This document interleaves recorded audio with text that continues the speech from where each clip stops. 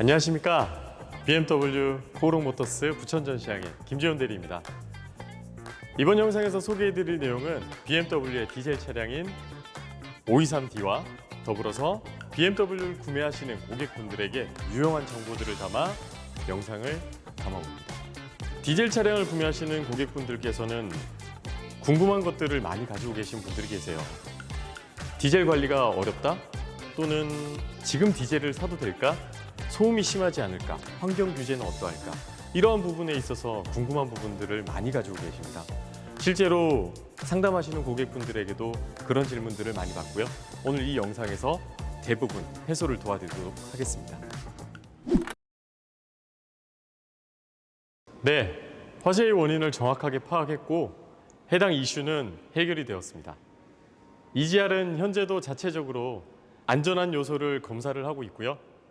더 안전한 요소가 파악이 됐을 시에는 자체 리콜을 통해서 고객들의 불안감 해소에 만전을 기하고 있습니다. 자, 여기서 우리는 리콜이라는 단어에 있어서 되게 불편한 생각들을 가지고 계시는 분들이 계실 거예요. 근데 이렇게 생각하시면 좋습니다. 리콜이라는 건 우리 몸으로 비유를 하자면 저희가 아프지 않아도 병원에 가서 정기적으로 정기검진을 받듯이 차량 제작사인 BMW에서도 자체적으로 늘 안전검사를 진행을 합니다. 그래서 더 나은 방향이 있다면 그 부분들을 리콜을 통해서 진행을 하기 때문에 오히려 고객님들은 더욱더 신뢰를 가질 수 있는 부분이 아닐까요? 환경 규제에 대한 부분들은 고객님들한테 받는 질문 중에 크게 두 가지 정도로 일단 나뉠 수가 있어요. 이런 뉴스들을 많이 보셨을 거예요. 도심 출입 제한령 이런 것들을 보셨을 텐데 해당 내용은 이렇습니다. 1.5톤에서 2.5톤 이상의 화물트럭 차량, 노후화된 화물트럭 차량의 타겟에 한정되어 있습니다. 또한 미세먼지의 주범이 디젤 차량이다라는 말도 있는데요. 환경부 자료에 의하면 미세먼지의 총 배출량의 약 15%는 디젤 차량이 가지고 있다고 합니다. 그중에 70%는 화물 차량이고요. 22%가 RV 차량이었습니다. 그럼 승용 차량의 경우는 0.3%에 불과한데요. 이러한 수치로 보아서 과연 디젤 승용 차량이 환경오염의 주범이 될 수 있느냐라는 부분에 있어서는 조금 억울한 부분이 없지 않아 있습니다. 그리고 더불어서 국가에서 디젤 차량에 대한 규제를 강화하겠다라고 발표한 바 있는데 해당 내용은 2030년 기준으로 시행하겠다라는 내용이었습니다. 이 부분에 대해서는 이후에 국가에서 더 정확한, 더 개선안이 된 이런 법령이 나와야 알 수 있는 부분이라고 생각합니다. 더불어 환경오염이라고 하면 우리가 또 하나 꼽을 수 있는 것이 지구온난화를 얘기를 들 수가 있는데요.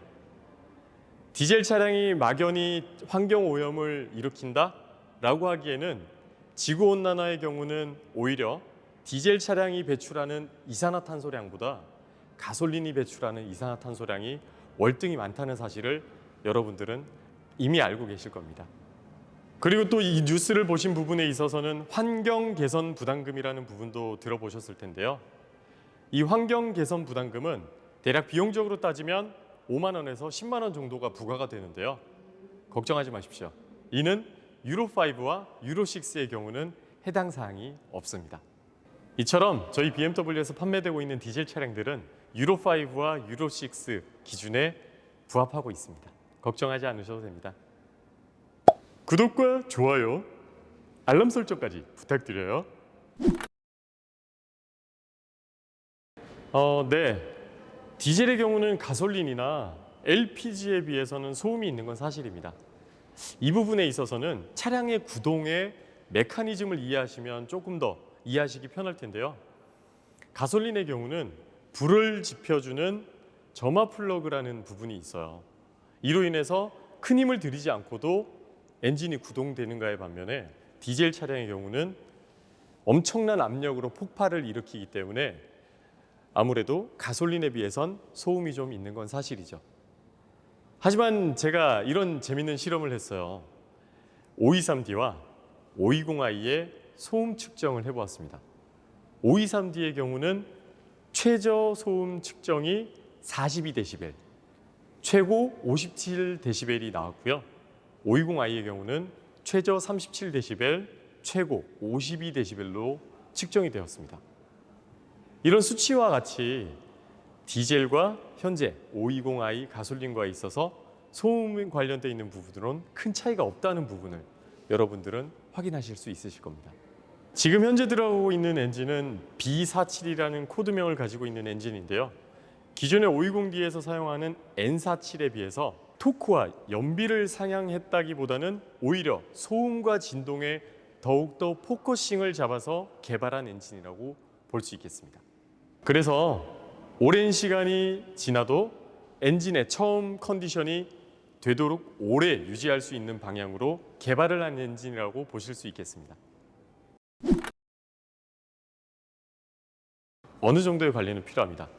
이유는 앞서 설명드린 바와 같이 디젤 엔진의 경우는 압축 폭발로 인해서 진행되는 엔진 구동 방식이기 때문에 그 압축의 힘을 버티기 위해서 더 좋은 내구도, 더 강한 내구도를 사용을 해야 되기 때문에 그 내구도를 버티려면 더 많은 부품이 들어가겠죠. 그로 인해서 어느 정도의 관리는 필요한 부분입니다. 디젤뿐만 아니라 이거는 가솔린 차량이든 LPG든 그 어떤 내연기관의 차량이든 모두 다 기계는 관리가 필요한 부분이 있습니다. 다만 여기서 팁을 몇 가지 안내를 드리자면 디젤을 조금 더 오랜 시간 좋은 컨디션으로 유지할 수 있는 방법을 알려드릴게요. 첫 번째, 예열에 있습니다. 이 예열이라고 하면 막연히 옛날 차량의 경우는 돼지꼬리 모양의 이 로고가 불이 들어올 때까지 예열을 해야 된다라는 말이 있는데요. 아마 그것 때문에 디젤 차량의 예열에 있어서 거부감을 느끼시는 분들이 많으실 거예요. 그렇지만 요즘 차량들은 많은 개선이 되었고 많은 업그레이드가 진행이 되었습니다. 그렇기 때문에 30초에서 1분 정도만 예열을 해주시면 되는데 그 이유 중에 하나는 저희가 아침에 일어나자마자 바로 달리기를 하지 않듯이 자동차도 동일합니다. 처음에 엔진에 열을 어느 정도 가해주기 위한 건 30초에서 1분 정도면 충분하다는 말을 드리고 싶고요. 이 점은 가솔린 차량도 해주면 더 좋다는 말을 첨언 드리고 싶네요. 두 번째로는 DPF 재생 활동을 하라입니다. 이 DPF에 대해서는 많은 얘기를 들어보셨을 거예요. DPF라는 거는 매연 저감 장치로서 디젤 연료에서 발생되는 매연을 보관하는 장치입니다. 이 보관된 매연을 태우는 활동을 DPF 재생 활동이라고 하는데요. 그럼 이 방법을 어떻게 하느냐? 월 1회에서 2회 정도만 30분 정도 고속 주행을 실행해 주시면 됩니다. 세 번째로는 연료 필터를 3만에서 5만 킬로에 한번 교체를 하시면 되는데요. 비용은 대략 6만 원에서 10만 원 정도가 발생이 됩니다. 자, 그러면 우리가 1년에 15,000km에서 2만 킬로를 탄다고 가정했을 때 대략 2년 정도가 되죠. 2년에 한 번 내 차를 위해서 6만 원에서 10만 원 정도 투자하는 거 어렵지 않잖아요. 네 번째로는 연료를 주입하실 때 되도록이면 85% 이상의 연료를 주입하라라고 말씀을 드리고 싶습니다. 이유는 간단해요. 우리가 연료통에는 연료가 가득 차 있어야지 수분이 함유가 되면 그만큼 질이 떨어진다라는 건데요. 수분이 함유가 되어 있으면 불완전 연소가 될 가능성이 높아지기 때문에 그로 인해서 매연이 더 많이 발생이 되겠죠. 그래서 이런 방법을 추천드립니다.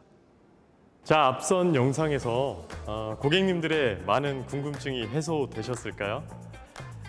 이렇듯 저는 고객님들의 질문과 객관적인 지표를 기준으로 고객님들에게 상담을 도와드리고 있는데요. 내가 이 차량을 샀을 때 과연 어떤 부분이 제일 신경에 거슬릴까? 어떤 부분이 가장 나에게 강점으로 다가올까?